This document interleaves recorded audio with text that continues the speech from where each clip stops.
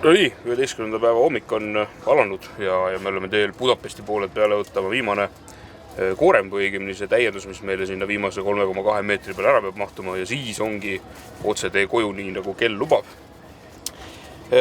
Mis nüüd seda 24-tunnist peatust puudutab, siis ma saan tegelikult aru, et tegelikult on mõistlik nädala aja jooksul veidi puhata, aga tegelikult on see jõhker aja raiskamine, sest sa tegelikult ei puhka ka, sest sul ei ole mitte midagi teha. Lihtsalt passid seal ja loed ja teed ja oled ja paned kärakat ja ongi kogu lugu, kogu tegevus. Et seda aega saaks tegelikult hoopis palju mõistlikumalt kuidagi moodi ära kasutada. Vahejuhtumitest veel nii palju, et ahvid panid seal parklas meie pliidirotti, mis siis tähendab seda, et nüüdsest peale alates sööme me kõik oma söömised kuskil teeäärsetes parklates, sest oma kaasa võetud pudrupulbreid ja kanamune me mingit moodi soojaks teha ei saa ja vett keeta ei saa. Nii et jälle üks põnev kogemus, et istud lihtsalt parklas ja ahvid jooksevad su pliidiga minema. Lihtne. Nüüd on siis Ungari teemaks selle lunastatud ja sellega on veel siuke lugu, et kui sa tahad endale pikaks ajaks selle ette osta, sa ei saagi väga pikaks osta, see kehtib 24 tunni. Et ma ostsin nüüd Budapesti ja siis uuesti Budapestis sellest riigist välja Slovakkiasse ja ma pean selle 24 tunni jooksul tuleb see ära sõita.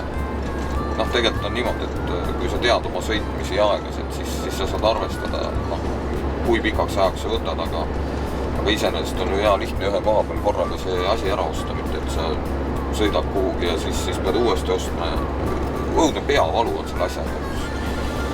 Maksis ka nii, et seda nagu ju? Jaa, 143 euri. Ma nüüd kilometraaži peast ei vaadanud, mis see on, aga 200 kuni mingi 500 kilti kuskil. 143 euri. Ma arvasin, et Hispaania ja nendega tuulub teemaksud, aga mulle tundub millegi pärast, et siin Kreekas käies on need teemaksud veel hullemad, ma pole kokku arvutanud kõike, aga ei ole kuskilt otsast odav. Ma tean, et Kreeka edasi-tagasi oli ka mingi 140 euri midagi. Siin on üks ots riigist läbi on 140 euri.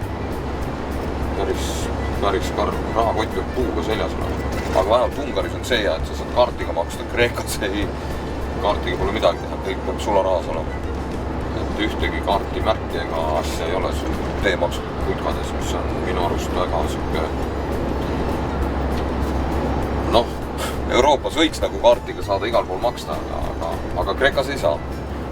Käisin terminalis ära, ütlesin oma auto andmed, anti CMR ja öeldi, et Varten kamion. Ühesõnaga tuleb oodata, et tõenäoliselt tulevad ja kutsuvad, aga ekspediitorite info, et kaup on rohkem kui meil aagises ruum on. Eks siis näeb, kuidas see siin ära topitakse või mis siin saab. Aga saame selle peale ja siis on 600-ga kodu. Meil hakkavad vist 2 nädala tunnid täis saama. Meil on täna sõidetud 56 tundi, tegelikult peaks vist näpib täpselt äkki saab ära, et peaks saama. Kaup mahtus ilust ära? Nii palav on. Kurk kuivad, võttu inis on ka. Mahtus ära anna, 11 otsa tuli ladud, aga loodame, et kõik kestab ja jõuab tervelt koju ka.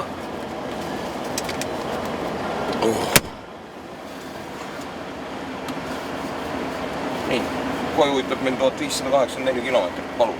Lähen. Tänavast saame Ungarist välja äkki.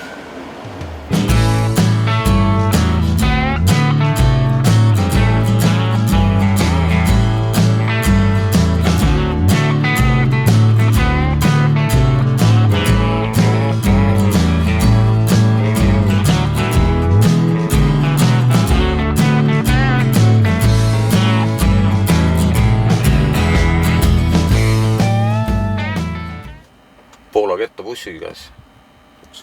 Suur hirm. Aga peaks kõik nagu hea olema. Aga kohe näeme. Et poolakas tahab ikka raha ka saada, kui ta siin kinni pidi pidama ja ei tea, eks näeb. Et ma kohe pelgan neid, käed hakkavad värisema. Ei taha üldse. Ei, no ühesõnaga ei öeldudki mitte midagi, järelikult järelikult ma olen ikka nii aus mees ja nii hästi. Kõik on tipp ja täpp. Poolakas ei võtki mu käest raha, mind peab ennast ka naermise natuke. Aga Kätma võtab tõdisema millegi pärast. Siis meil on nende töötundidega on natuke on veel aega, 2 päeva, siis me peame tõesti pikemalt seisma kuskil. Aga kui ma Poolas saan kogu aeg 90-ga sõita, siis ma olen 2 päeva pärast kodus. No takk. Seekord siis sedamoodi.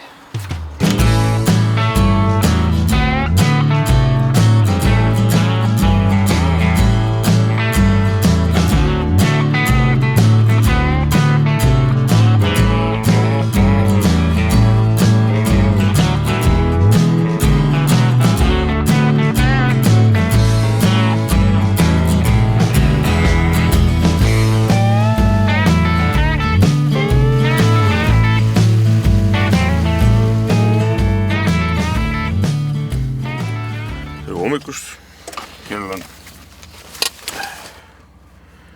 5 minutit ja see on meie viimane hommik. Ja siit on jäänud ainult üks väike triip, veel koju tõmmata ja siis on selleks korraks tehtud. Ja kui ma nüüd ei eksi, siis on äkki 12. või 13. päev. Tegelikult ega seal mingit erilist vahet ei olegi, sellepärast, et see on viimane päev ja saab sõita koju, viimane punnitus ja siis paneme koorma ära ja ongi tehtud selleks korraks. Kiire pesu ja siis asume juba teele.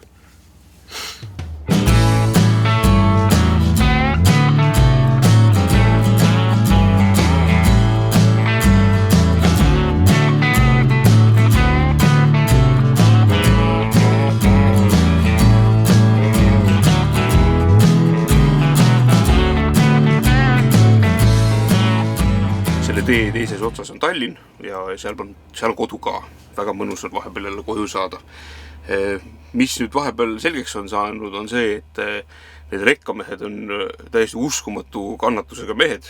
Suudavad niimoodi sõita, et eriti närvi ei lähe, sest terve tee on täis mingisuguseid erilisi pidureid, kes keset maanteed unustavad ära, et nad on tulnud sõitma siia ja siis üritavad selle pika autoga nendest kuidagi moodi mööda saada sellises olukorras, kus auto tegelikult üle 90 sisse ei lähe. Väga piinarikas tegevus ja selleks peab kõvasti olema mingisugust kannatust. Ja kui te näete maantee peal ühte rekkat teisest maru aeglaselt mööda sõitmas, siis minge parem närvi selle rekka peale, kellest mööda sõidetakse, sest see on see tross, kes ei raatsi alla anda ja oma ritta tagasi lasta, vaid punnib lihtsalt hambad ristis kivi näoga edasi ja teda rohkem ei huvitagi, et sellepärast need möödasõidud selliseks pikaks lähevad. Ja üks asi on veel see, et hoolimata kõigist nendest puhkepausidest ja peatustest ja nendest mingitest asjadest, mis on seadusesse sisse kirjutatud, et sa pead need kõik asjad ära tegema, väsitab see teise nädala lõpuks ikkagi täiesti ära see sõitmine.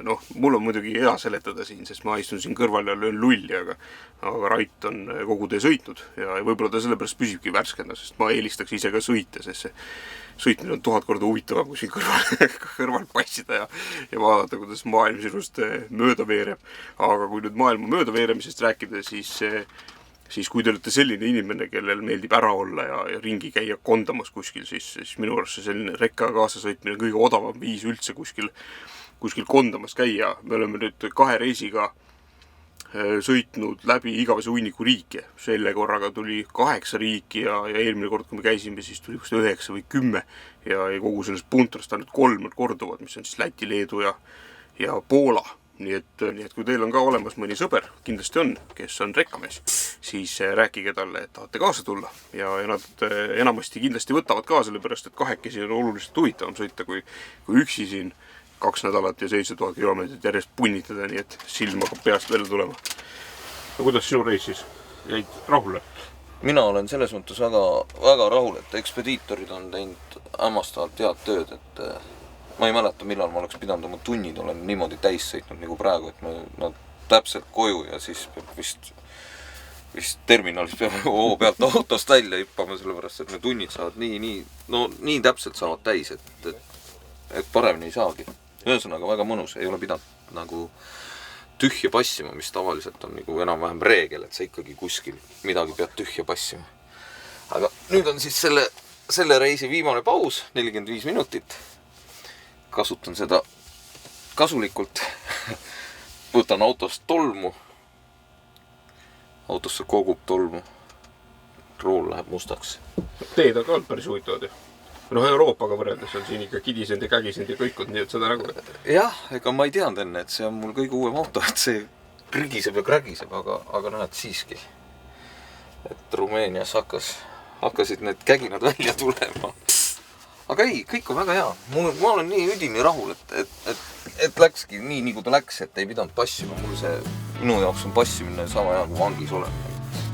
Muidugi kõige idiootsem, mis selle reisi juures üks idiootne asi oli, sellest saime 250 € trahv, et ma pole Slovakkias käinud. Ma ei saa sellest ikkagi aru, et ma oleks pidanud boksi neile tagasi saatma. Mul oli Slovakkia boks, aga mul ei ole koju kirju tulnud ja mul on üks boks veel, autotki enam ei ole, vedeleb keldris kuskil, aga seda ma 250 € eest, et ma ise pean juurde maksma, tagasi küll viima ei lähe.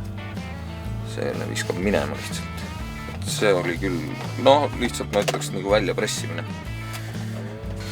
Ei saanud sellest aru. Ja ütlevad, et nemad ei saa midagi teha. Ma läksin natuke närvi ka lõugasid seal, aga ütles, et sorry, me ei saa midagi teha. Me ei oleme ka siin tööl, et me peame seda tegema, mis me peame. Siis ma võtsin hoogu maha natuke, et loomulikult inimene tööl kästakse nii teha, siis ta peabki nii tegema. Ja autojuhid on muidugi kõige rikkamad, küsige kõik raha, mis kõik tahavad, võtke autojuhi käest. Nendel on pappi nagu puttu.